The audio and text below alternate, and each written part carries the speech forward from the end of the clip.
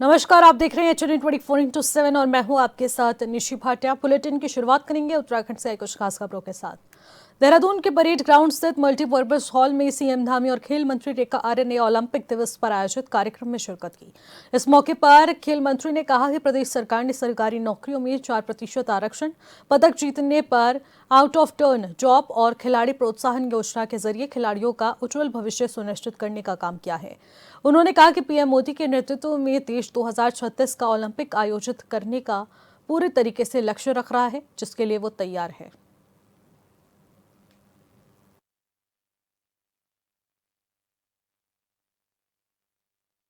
उत्तराखंड के समस्त खिलाड़ी गणों को, पूरे देश के खिलाड़ी गणों को, पूरे विश्व के खिलाड़ी गणों को जो है आज अंतर्राष्ट्रीय ओलंपिक दिवस पर बहुत शुभकामनाएं देती हूँ। निश्चित रूप से अपने इस देवभूमि में, जहां देवभूमि है, जहां सैन्य भूमि है, उसे खेल भूमि की ओर अग्रसर हम 38 नेशनल गेम के आयोजन के साथ में हम लोग कर चुके हैं। माननीय प्रधानमंत्री जी के आह्वान पर वो हो चुका है। लगातार वो क्रम बढ़ा है और आज पहली बार पूरे अब तक में राज्य बनने के बाद में पहली बार जो है वो अंतर्राष्ट्रीय ओलंपिक दिवस जो है विभाग सेलिब्रेट कर रहा है। निश्चित रूप से आज अंतर्राष्ट्रीय और राष्ट्रीय स्तर के हमारे जो खिलाड़ीगण हैं वो सम्मानित किए गए हैं और निश्चित रूप से आज पूरे प्रदेश भर में जो है ओलंपिक दिवस हर जिले में मनाया जा रहा है।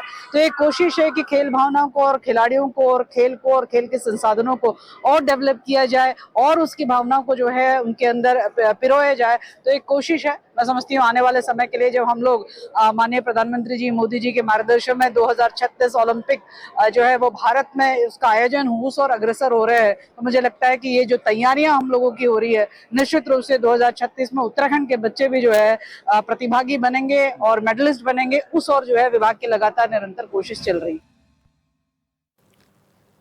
खबरों में आगे बढ़ेंगे। बीजेपी के संस्थापक रहे पंडित श्यामा प्रसाद मुखर्जी के बलिदान दिवस पर देहरादून के बीजेपी मुख्यालय में श्रद्धांजलि कार्यक्रम आयोजित किया गया, जिसमें पार्टी पदाधिकारियों ने पंडित श्यामा प्रसाद मुखर्जी को श्रद्धा सुमन अर्पित किए। तो वहीं मौके पर बीजेपी प्रदेश अध्यक्ष महेंद्र भट्ट ने कहा कि एक देश एक विधान एक निशान की जो सोच पंडित श्यामा प्रसाद मुखर्जी की थी, उसी पर बीजेपी काम कर रही है और आज देश भर में उनके सकारात्मक परिणाम देखने को मिले हैं।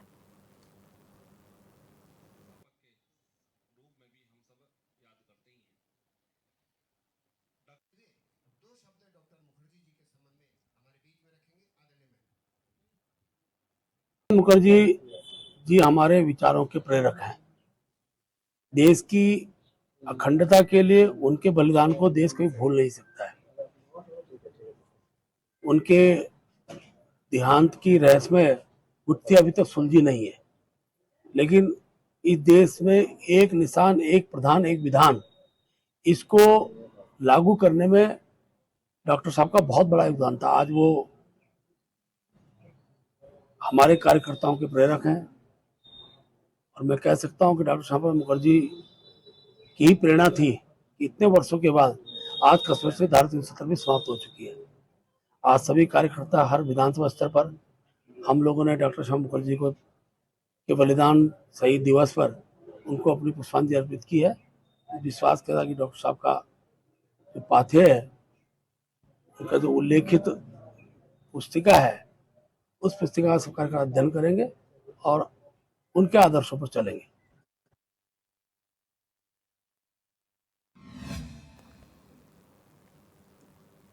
भारतीय जनसंघ के संस्थापक डॉक्टर श्यामा प्रसाद मुखर्जी की पुण्यतिथि पर लोहाघाट पालिका सभागार में कार्यक्रम का आयोजन हुआ, जिसमें बीजेपी कार्यकर्ताओं ने उनके चित्र पर पुष्प अर्पित कर उन्हें श्रद्धांजलि अर्पित की। इस मौके पर उन्होंने कहा कि डॉक्टर मुखर्जी एक बच्चे बता दें कि जिस तरीके से सच्चे देशभक्त थे, जिन्होंने जनसंघ की स्थापना कर कश्मीर मामले में एक विधान एक निशान का नारा बुलंद किया। इस दौरान सभी कार्यकर्ताओं ने डॉक्टर मुखर्जी को याद कर उनके पग चिन्हों पर चलने का संकल्प लिया।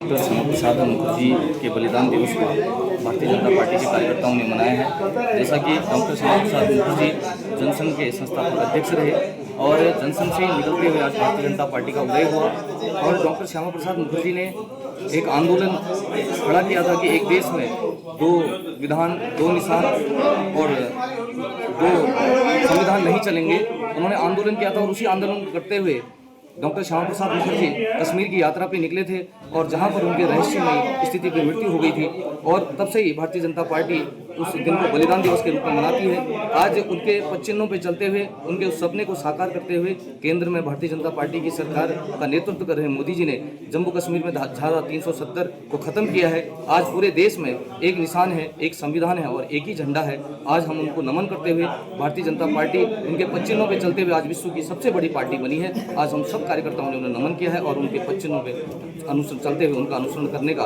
हम सब लोगों ने यहाँ पर संकल्प लिया। श्यामा प्रसाद मुखर्जी भारतीय जनता पार्टी के संस्थापक सदस्यों में से हैं। जनसंघ की जब स्थापना हुई थी तो प्रथम अध्यक्ष हमारे श्यामा प्रसाद मुखर्जी बने, और श्यामा प्रसाद मुखर्जी एक शिक्षाविद थे और उन्होंने इस देश को एक नया नारा दिया उस समय कि इस देश के अंदर एक विधान होना चाहिए, एक निशान होना चाहिए और एक प्रधान होना चाहिए। इसी को लेकर उन्होंने अपने प्राणों की आहुति दे दी और इसी नारे को लेकर उन्होंने पूरे भारत में एक यात्रा निकाली थी। और आज हम सब लोग भारतीय जनता पार्टी के कार्यकर्ता उनके बलिदान दिवस को मना रहे हैं और इस कार्यक्रम के माध्यम से मैं अपने कार्यकर्ताओं की ओर से उनको नमन करता हूँ, प्रणाम करता हूँ और अपनी श्रद्धांजलि अर्पित करता हूँ कि पूरे देश में जिनकी बदौलत आज भारतीय जनता पार्टी आज फलीभूत हो रही है, इन्होंने डॉक्टर श्यामा प्रसाद मुखर्जी ने जनसंघ की जो स्थापना की थी और 23 जून को इनका बलिदान दिवस के रूप पर हम सभी कार्यकर्ता पूरे देश में मना रहे हैं, जिन्होंने ऐसी रचना रखी थी जो कि जम्मू कश्मीर में हमारा विधान ही अलग था, जिसमें इन्होंने इसका विरोध किया था। वहाँ उस समय तत्कालीन सरकार के समय में 2 निशान 2 विधान और 2 प्रधान हुआ करते थे और धारा 370 उस समय थी। तो भारतीय जनता पार्टी हालांकि उस समय उस कालखंड में इनका तो उस सपने का समाधान तो हुआ नहीं, लेकिन वर्तमान में हमारे देश के यशस्वी प्रधानमंत्री नरेंद्र मोदी जी ने 2019 में धारा 370 उत्तराखंड में होने वाले पंचायत चुनाव पर हाईकोर्ट ने रोक लगा दी है, जिसको लेकर कांग्रेस ने हाईकोर्ट को धन्यवाद दिया है। कांग्रेस नेताओं ने कहा कि पूर्व में हमें इसका आभास था कि आरक्षण के मसले पर सरकार कुछ झोल जरूर करने जा रही है और अब हाईकोर्ट ने जब स्टे लगा दिया है तो ये विषय सार्वजनिक हो चुका है। रोस्टर प्रक्रिया से लेकर सरकार की ओर से किए गए आरक्षण में आपत्ति जताई जा रही थी, जिस पर सरकार ने मोहर लगा दी है।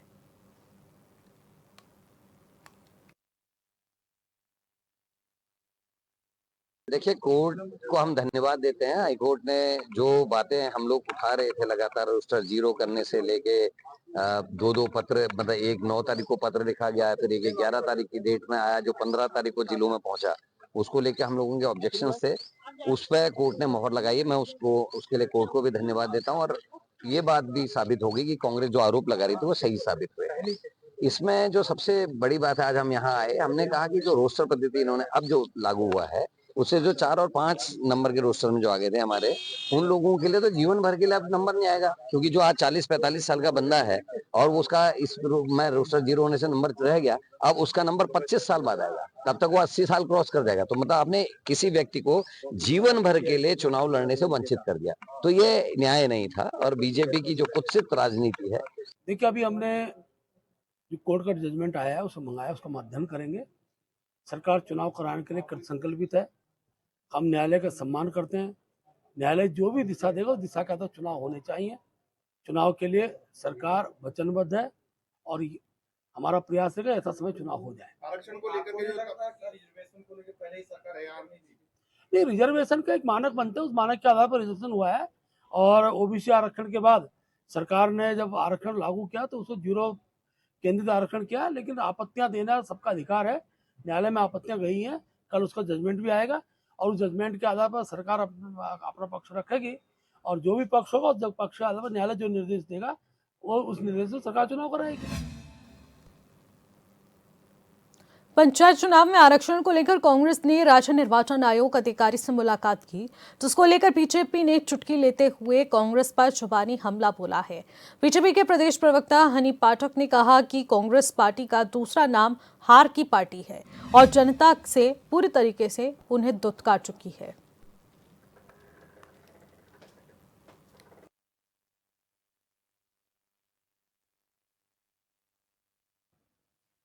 देखिए, कांग्रेस पार्टी का दूसरा नाम है हार की पार्टी, जनता से दुत्कारी हुई पार्टी। तो वो जिस प्रकार से पहले निशाना साधती थी ईवीएम पर, जब भी कोई चुनाव होता था, चुनाव संपन्न होते ही वो शुरू हो जाता था उनका राग अलापना कि ईवीएम का रोना रोना कब से शुरू करना है। उसी प्रकार से पंचायत चुनाव जब एकदम निकट आ गया, देवतुल्य जनता का आशीर्वाद उनको लग रहा है कि पूरी तरीके से भाजपा के समर्थन में है, भाजपा के साथ है, तो उस हार को वो अभी से जो देख रहे हैं उसको पचा नहीं पा रहे हैं। इसके लिए तरह तरह के आडंबर रच रहे हैं। और 2 चरणों में चुनाव की जहां तक रही बात, तो जिस प्रकार से ये बात कर रहे हैं उसी से प्रतीत होता है कि ये पूरी तरीके से उत्तराखंडी नहीं है। क्योंकि अगर ये उत्तराखंडी होते तो इनको निश्चित पता होता कि उत्तराखंड का जो भौगोलिक परिक्षेत्र है वो थोड़ा अलग है, परिस्थितियां यहाँ पर थोड़ी विषम रहती है, कब कहाँ कैसे मौसम बदल जाता है समझ नहीं आता है। तो इन सब चीजों को देखते हुए 2 चरणों में चुनाव को संपन्न कराने की बात चुनाव आयोग ने करी है। ये चाहे जिससे मिले, जिससे बात करें, जो भी देखे, ये इनका अपना अधिकार है, ये अपना वो कार्य कर रहे हैं। लेकिन ये है कि समझने और सोचने की शक्ति जिस प्रकार से इनकी क्षीण होती नजर आ रही है, उससे ये साफ साबित होता है कि अपनी हार को पचा पाने की। उत्तराखंड हाईकोर्ट ने राज्य में त्रिस्तरीय पंचायत चुनाव पर रोक लगा दी है। साथ ही कोर्ट ने सरकार से जवाब पेश करने को कहा है। आपको बता दें कि बीते शुक्रवार को कोर्ट ने राज्य से स्थिति को पूरी तरह से अवगत कराने को कहा था, लेकिन राज्य सरकार आज स्थिति से अवगत कराने में असफल रही। वही कोर्ट के आदेश के बाद सभी यहां पर परेशान नजर आए, तो दूसरी तरफ सरकार ने चुनाव की तिथि घोषित कर दी। अब जबकि मामला कोर्ट में चल रहा है, जिस पर कोर्ट ने पूरी चुनाव प्रक्रिया पर ही रोक लगा दी है।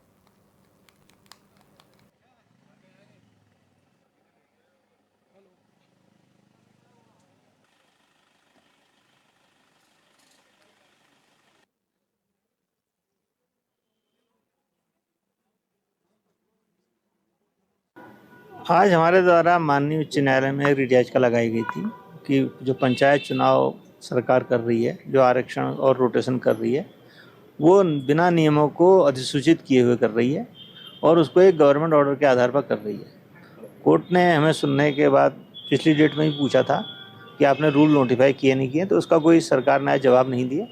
तो इस आधार पर कोर्ट ने उसको आखिरी तिथि तक के लिए अगली प्रक्रिया पर रोक लगा दी। आधार ही माना है कि जब एक्ट में ही लिखा हुआ है कि कोई भी प्रक्रिया की जाएगी पंचायत से संबंधित, तो वो रूल्स के आधार पर होगी। जब आपने रूल्स ही नहीं नोटिफाई किए हैं, बना दिए पर उसको नोटिफाई नहीं किया, तो उनका कोई इन्फोर्समेंट नहीं रह जाता है। सरकार का कहना था कि क्योंकि चुनाव नोटिफाई हो गए हैं तो इसलिए अब इसमें कोई रिट पिटिशन पोषण ही नहीं है। इस बात को कोर्ट ने नहीं माना। कोर्ट ने कहा कि अगर आपने गलतियां की हैं, अब सरकार पर निर्भर है कि सरकार अपने रूल्स नोटिफाई करे, प्रॉपर तरीके से रूल्स लाए, जो हमारे पंचायती राज एक्ट में लिखा गया उस हिसाब से अपने रूल्स लाए। उसके बाद दिन वो उसको प्रक्रिया करनी पड़ेगी।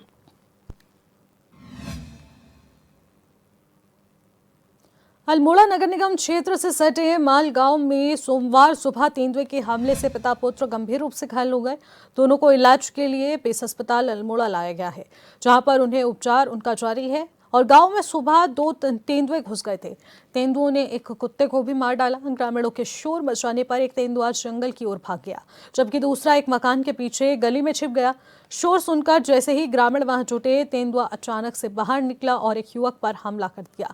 बेटे को बचाने पहुंचे पिता ने डंडे से तेंदुए पर वार किया, जिस पर तेंदुए ने उन्हें भी घायल कर दिया। ग्रामीणों के प्रयास और शोर बचाने से तेंदुआ वहां से भाग निकला।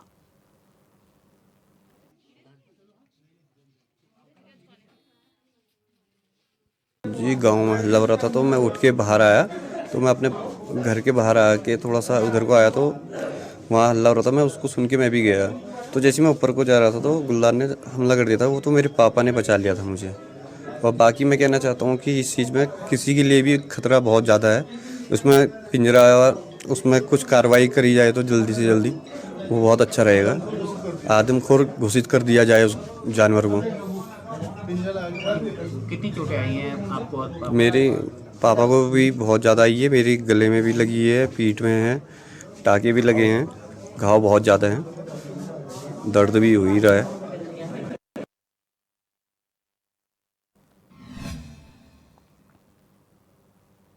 मुख्यमंत्री धामी के निर्देश पर हरिद्वार कलेक्ट्रेट में जनता दरबार का आयोजन हुआ है, जिसमें मुख्य विकास अधिकारी आकांक्षा कोंडे ने फरियादियों की फरियाद सुनी है। इस दौरान जमीन, पेंशन, बिजली, पानी और राजस्व से जुड़ी तमाम शिकायतों पर सुनवाई की गई।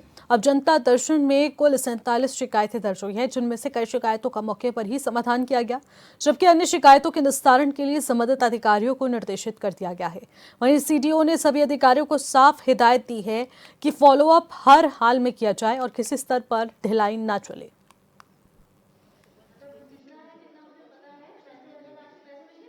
आज हरिद्वार ज़िले में 47 शिकायतें आज प्राप्त हुई हैं। मुख्यतः जो हैं वो ज़मीन से रिलेटेड, व्यक्ति की पैमाइश से रिलेटेड, सार्वजनिक संपत्ति पे कब्जे से रिलेटेड, उसके अलावा पानी को, रोड को, बिजली को लेके समस्याएं हैं। इसमें तत्काल जो है सभी संबंधित अधिकारियों को निर्देश दिया गया है कि जितनी जल्दी से जल्दी हो सके वो जनता के शिकायतों का निराकरण करें और समय के अंतर्गत करें।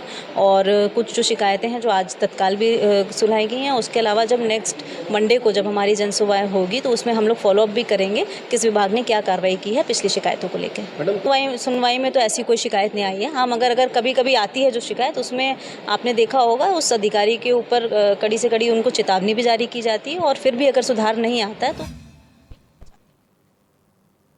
लोहाघाट के चिकित्सा अधीक्षक कार्यालय में बाहर बुजुर्ग ने 115वीं बार धरना दिया है। इस दौरान पीड़ित ने अपने बेटे को नौकरी दिलवाने और अपनी पेंशन को लेकर पुलिस से मांग की है। और ऐसे में अगर पीड़ित अपनी मांगों को लेकर 114 बार धरने दे चुका है, लेकिन हर बार शासन प्रशासन की ओर से उन्हें बस आश्वासन दिए जाते हैं पर उनकी मांग को पूरा नहीं किया जा रहा है, तो वहीं इस बार उन्होंने प्रशासन को मांग पूरी न होने पर आत्महत्या करने की चेतावनी दी है।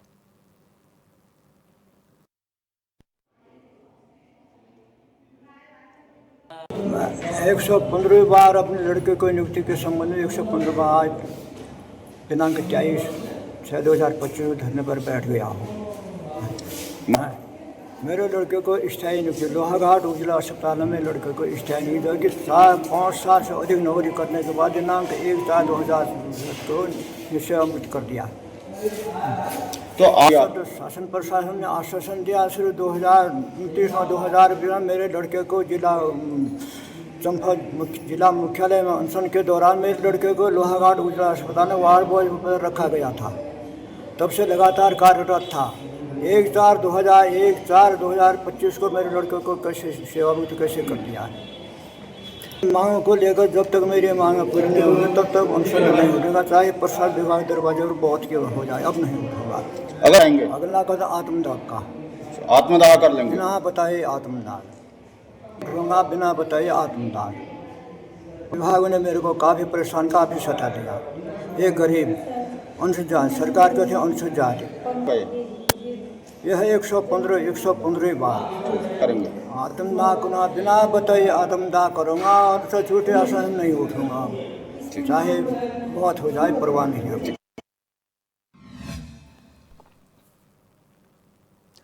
अब कैलाश मानसरोवर यात्रा में सुरक्षा को लेकर पिथौरागढ़ के जिलाधिकारी ने बैठक की है और इस दौरान उन्होंने कहा कि प्रदेश में मानसून ने दस्तक दे दी है।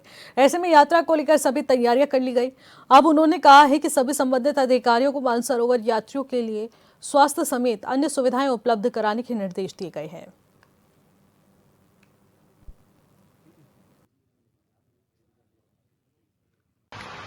सर, कैलाश मानसरोवर यात्रा हमारे जनपद में इस बार लगभग 5 वर्ष के बाद पुनः यहाँ से प्रारंभ हो रही है और इसका जो पहला दल दिल्ली में 30 तारीख को पहुंचेगा, टनकपुर में 4 की रात को पहुंचेगा और पिथौरागढ़ में 5 को पहुंचेगा। 5 से लेकर के वो 2 दिन गुंजी में, 2 दिन नाभिडांग में वो रुकेंगे। क्योंकि वर्षा काल प्रारंभ हो चुका है, हम लोगों ने इसके संबंध में एक बृहद बैठक करी थी बीच में, जिसमें कि यात्रा में आने वाले चैलेंजेज और उससे किस प्रकार से पार पाना है, ओवरकम करना है, उसके बारे में विस्तृत सभी को चर्चा करी गई और जानकारी भी दी गई। इसमें हमें मेडिकल, इसके अलावा रोड ओपनिंग, इसके अलावा जो यात्री हैं उनके सुरक्षित गुंजी के बाद नाभिडांग और नाभिडांग के बाद जो है तकलाकोट के लिए जो उनका प्रस्थान होगा, उसकी व्यवस्था देखनी है। तो ये सारी तैयारियां हो चुकी हैं। एनडीआरएफ की एक कंपनी ऑलरेडी हमें जिले में है। एक और कंपनी इसी कार्य के लिए, कैलाश मानसरोवर यात्रा के लिए गुंजी में रहेगी। इमिग्रेशन और अन्य व्यवस्थाएं भी हो चुकी हैं। ITBP के साथ में पूरा कोऑर्डिनेशन है। तो हमें उम्मीद है कि यद्यपि वर्षा काल में हमेशा से ही ये यात्रा रही है, लेकिन इस बार हम इस यात्रा को भव्य और सुरक्षित तरीके से संचालित कर पाएंगे। हरिद्वार ARTO कार्यालय में लोगों की सुविधाओं के लिए नई पहल की गई है। ARTO प्रशासन निखिल शर्मा की ओर से यहां टोकन व्यवस्था लागू कर दी गई है, जिसके जरिए ऑफिस में विभिन्न कार्यों के लिए आने वाले लोग यहां पर टोकन लेकर अपना काम करवा सकते हैं। इस पहल से लोगों को अब भटकना नहीं पड़ेगा। ARTO कार्यालय में वेटिंग रूम में लगी स्क्रीन में टोकन नंबर डिस्प्ले हो जाता है, जिसके बाद लोग आसानी से अपना काम करवा सकते हैं।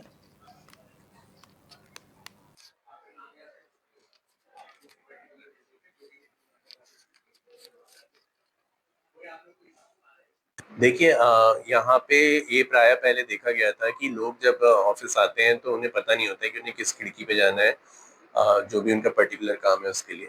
तो एक हमने इन हाउस हमने एक सॉफ्टवेयर सिस्टम बनाया कि उनको हम टोकन जनरेट करेंगे, जैसे कि बहुत सारे संस्थाओं में ऐसा होता भी है। तो उसी चीज़ को हमने यहाँ पे एक इनिशिएट किया है कि जैसे ही कोई व्यक्ति आता है तो हमारे वेटिंग हॉल में वहाँ पे जो हमारे कर्मचारी बैठे हैं वो उनको एक टोकन जनरेट करके देते हैं, और उसके बाद वो व्यक्ति वहीं वेटिंग हॉल में ही अपने टर्न का इंतज़ार करते हैं। सामने हमारे एक स्क्रीन लगी हुई है, उसमें जिस भी उनका नाम जब डिस्प्ले हो जाता है, उनके नाम के आगे एक विंडो नंबर डिस्प्ले हो जाती है। तो उनको जैसे ही उनका नाम डिस्प्ले होता है उन्हें पता चल जाता है हमें इस विंडो पे अपना काम कराने के लिए जाना है। तो उसी समय जाते हैं, उसी समय उनका काम हो जाता है। इससे एक जो है एक बहुत बड़ी लाइनें जो लगती थी उनसे एक लोगों को दिक्कत होती थी, खासकर महिलाओं को या बुजुर्गों को या दिव्यांगजनों को भी।